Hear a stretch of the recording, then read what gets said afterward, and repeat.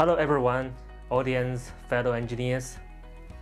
Today's topic is about the conversion from ASCADA to Workbench 6. The issue with the ASCADA is it has different versions. If you want to convert from the older version, people usually refer that as ASCADA to a newer version. Nowadays we call it Workbench 6. One issue that we have experienced in conversion is the library. When you bring the program from ASCADA to Workbench 6, you will have to make sure you got a library is already converted from ASCADA into Workbench 6, and you want to install that library prior to your program conversion. The second issue that we had before is the I/O board allocations.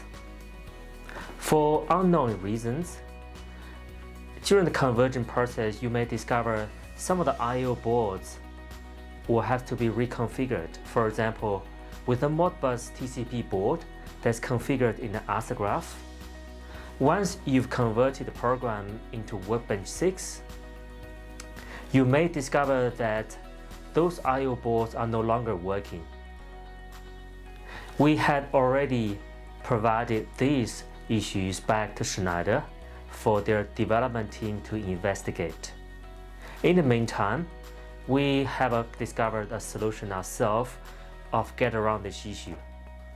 The way to fix this issue is in the Workbench 6, you need to delete those Modbus I/O board and reinsert them in the Workbench 6 program. Compile and download, you will discover they will work. There are a couple of other smaller minor issues that we have experienced during the conversion.